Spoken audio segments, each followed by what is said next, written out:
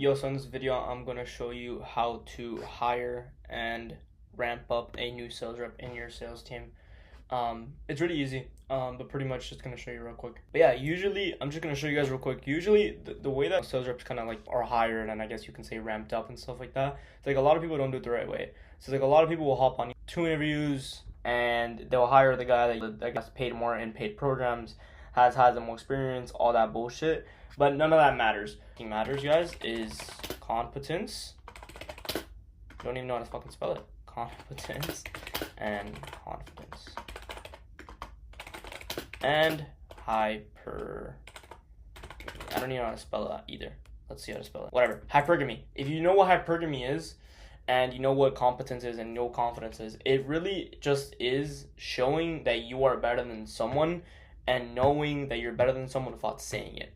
So what that means is just having an extreme level of confidence that'll lead you to a sale every single time. If that's a setter, if that's a closer, if that's a GM setter, it doesn't matter what it is. It's always just, you always just have to have an extreme level of competence, an extreme level of confidence, and have a very, very high hypergamy. So what this does for you is it makes you fucking money. It makes you money. So by this is like a lot of people, they'll hop on 2 interviews, whatever it is, and then just hire the guy with the most skill set. They come in, I don't know, he says, let's say he books 9 calls his first day, and then he'll probably end up having like a 45% show rate. I won't lie. Probably. Like that's probably what's going to happen. And that's not bad, right? Like, 4 or 5 calls on the calendar for the next day. That's not bad. But the thing is that like this right here will probably end up being, if the lead is qualified and everything, let's say I have 45% off of 9 people, that's about like 4 people on calls. Say they have a 30% close rate. Like, what is that? So that's like, I guess you can say 1.5 call on 5K ticket price. Okay, that's fine.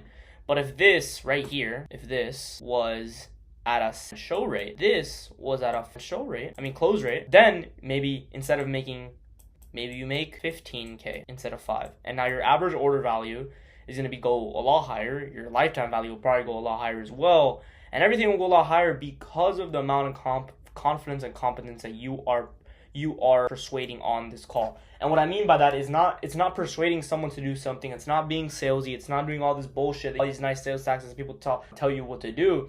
The only thing is it's really on just how good your closer, your setter, your DM setter can be leading someone to a decision without being salesy and staying very fucking neutral.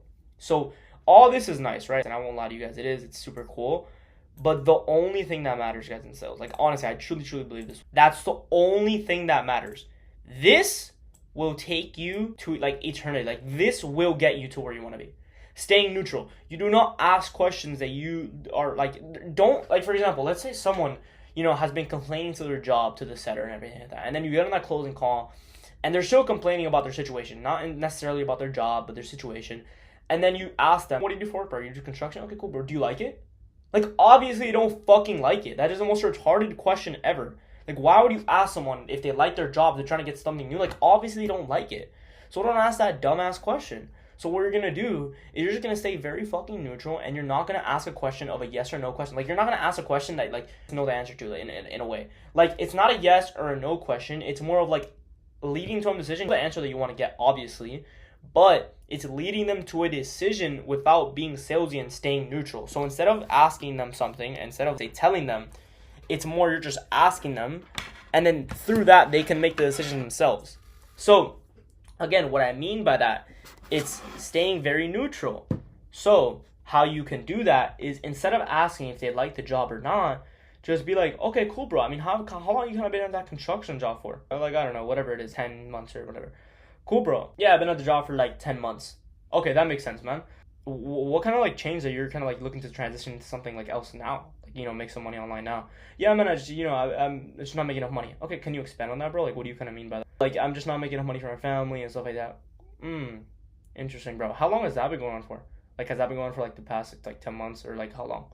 Yeah, man, I mean, yeah, probably like past 10 months, 2 years, 3 years now. Yeah. Okay.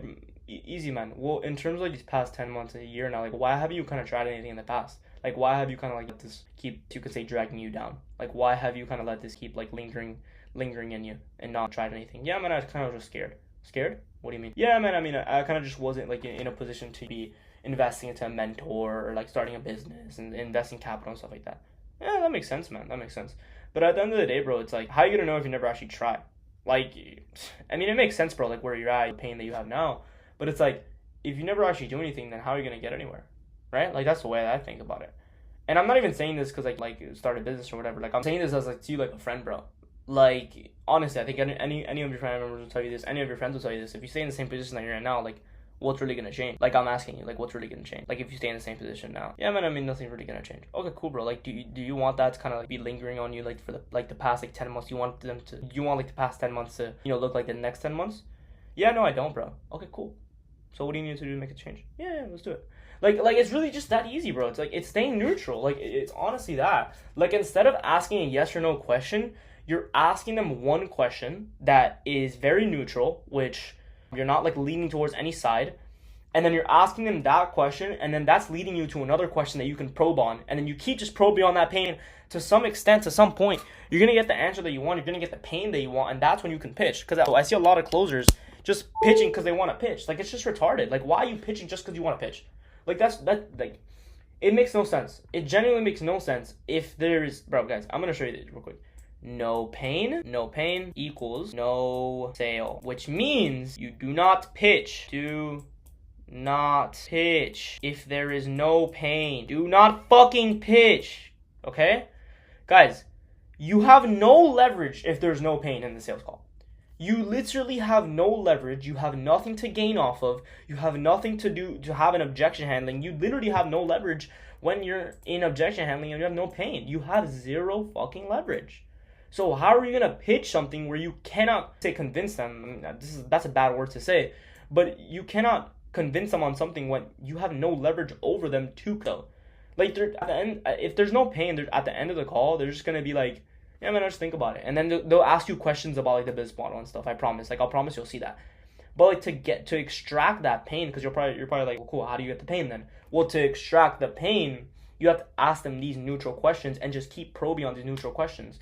But you have to like isolate the goal. So what I mean by that as well is like, you have to, understand their goals and then understand why they haven't done anything in the past, and then understand and make them understand what happens if, the last 5-10 years or whatever, it looks like the next 10 years. And never fucking assume. Like, don't be like that one guy that says, hey, like, what if like the last 6 months looks like the next 6 months? Like, they didn't fucking tell you anything about the past 6 months.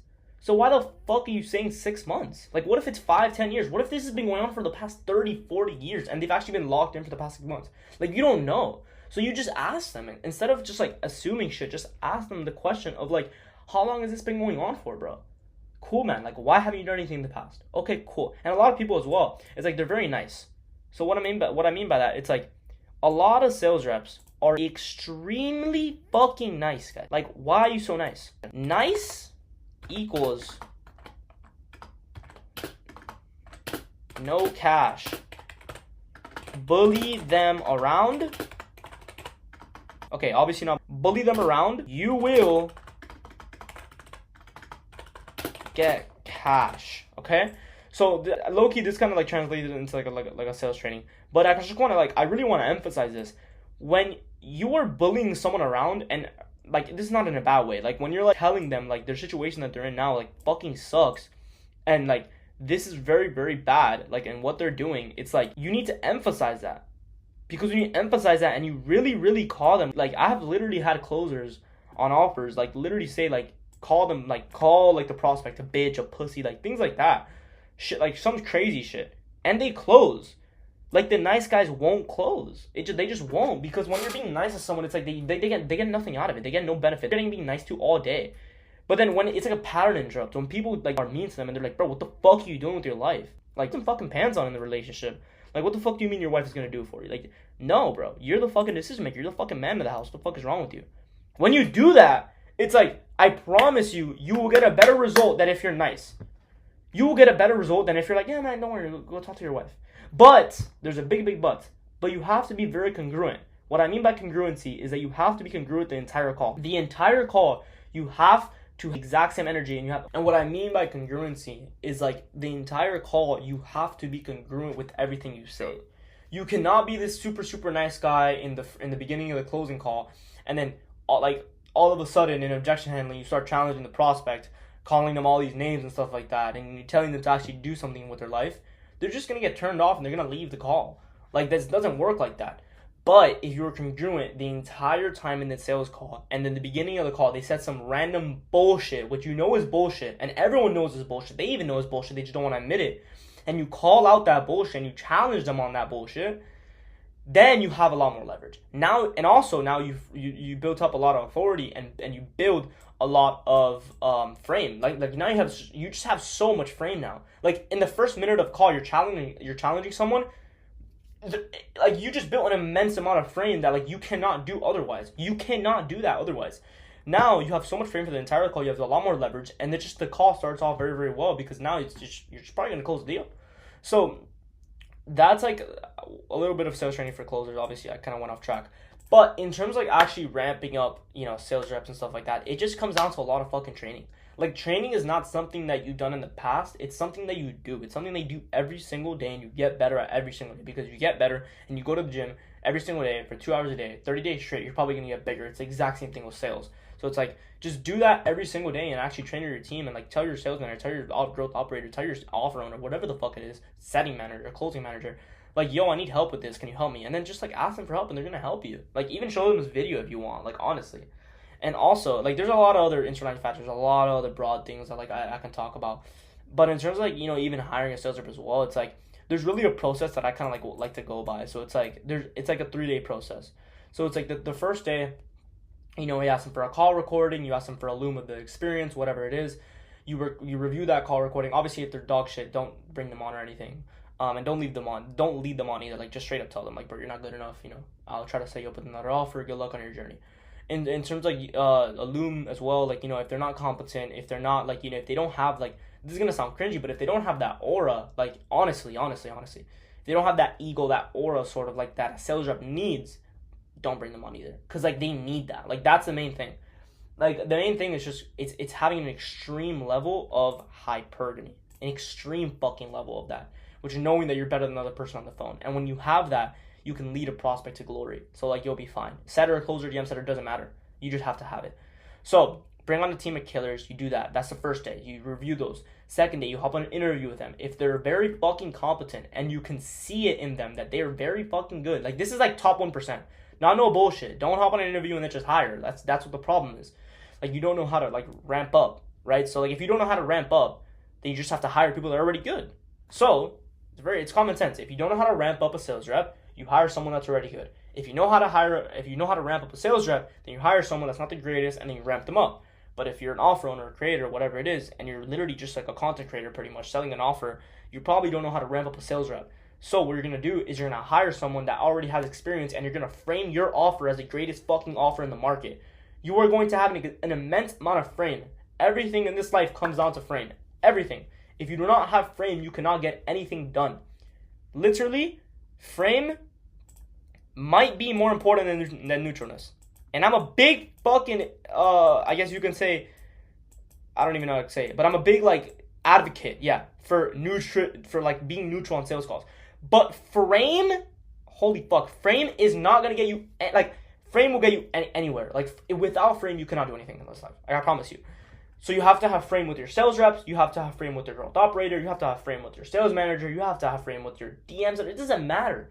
Just always set frame. So, for example, let's say a sales rep gets on an interview with you. Do not let that motherfucker take frame. Like, what the fuck? No. And if your offer's not the greatest and you're honestly just a content creator, if you're literally just a content creator that, like, doesn't know how to ramp up sales reps and doesn't know how to do this, and that, and, like, you do not know, like, the core principles of it, what you have to do on these interviews is it's literally set frame. Let's say you're making like 20K a month or whatever. You have to give them the vision of this project and the vision of the offer that you have now and the vision of yourself and explain to them the new opportunity. It's literally like selling a lead, just selling a sales rep to come work for you. Everything in this life is selling and frame. Selling and frame. Selling and frame. It's literally selling and frame. Selling and frame. That's it. So you're always selling to someone. When you're on a date with a girl, you're selling to her as well. It doesn't matter. So when you're on these calls, when you're on these interviews, take fucking frame, express the new opportunity. Let's say that your offer is an AI. AI is booming. There's 33 million small businesses in the world right now, and AI is fucking booming, and that's exactly why our offer is going to launch, and we have a new opportunity that not a lot of people do. Our new opportunity is that we offer a done-for-you service, that we integrate AI into these people's businesses, so they're not buying they're not buying let's say for like this is you explaining it to the sales rep. They're not buying a personal brand. They're not buying me. They're not buying because they like me and it's all this organic bullshit. They're buying a business. They're buying a done-for-you product that is a straight business that is going to help them make 10, 20K a month in the first 3 months of their business, because I'm basically doing it for them. It's done for you. So when you express that to a sales rep and you tell them that, and obviously, again, done for you is a lot higher ticket as well, 15, 25K, 20K, things like that. When you tell that to a sales rep and you express the new opportunity and telling them, hey, like, my offer is 20K and we're about to explode because of AI and the gold rush, it's like they want to come fucking work for you now. So take Frame, tell them this, tell them everything about the business now, how much lead you'll be like, express that shit though. Like, let's say you have 100 leads in the pipeline. Bro, I have 100 fucking leads in the pipeline. Need to be dialed. So much cash in there. All of them are qualified. All probably have 20K saved up. That's like, do the math. That's probably like 100 mil. Like, do the fucking math. Obviously, you're not going to sell all that, but it's like, think about it, bro. Think about the opportunity that you have on your hands right now. And you're a one-man team, bro. No one's going to be taking your leads. No one's going to be doing anything. You're a one-man team. I'm giving you literally one of the best opportunities in info right now. It's like, express that shit to them. It probably isn't the best opportunity in info, but express that shit to them, and then there's just going to be a lot more, I guess, bought into your project. They're going to stay for longer. They're going to close more deals. You're going to have more conviction in the product. And all around, you're going to get a better sales rep than you were doing before. So do that thing. That's going to be the second day. So that's going to be the interview day. And the third day is going to be onboarding. So third day, when you're actually onboarding these sales reps, you need to have a good systemized onboarding, because if not, onboarding will genuinely take 5 hours. And also, you have to have systems in place for this sales rep to, complete post-call forms, complete confirm call forms, complete their EODs, complete their rep tracking, which I'll show you what I kind of built as well for my sales reps. What I mean by rep tracking as well, it just means, like, in general, how do I say this? Like data, book calls, show rate, close rate, all these things, like uploading into something specific as well. So, as well as like onboarding, you're still selling as well. Like, people are still getting sold on onboarding. So it's like, either if you're onboarding to go high level, close, whatever it is, be like, bro, I'm about to onboard you into the best fucking CRM in the world. So many fucking leads in here. You can dial, go crazy on this, bro. Like, generally, there's so much potential in this offering for you and so much money to be made. You want to make 10K a month, bro, you can make 10K a month your first month. You got to dial the fuck in. Like, sell them that shit. Sell them on it, because they're going to be a lot more bought in, and they're going to be on it. They're generally going to be on it. They generally are. But yeah, in terms of, rep tracking, EODs, all that other bullshit, I built something really, really cool with my team. I built this with Claude, by the way. If you want me to, like, obviously integrate, this system and stuff like that, build this for you, whatever it is, just for you, an example, let me know. Just if you're a coach, creator, consultant, whatever it is, you're making like 20K a month, whatever it is, just not DM me, just like call down below, and I'll try to help you out with anything. Probably just give you a free audit. But nonetheless, in terms of like this, I built this all with Claude, by the way, but it's pretty much an entire thing that my closers, my setters have.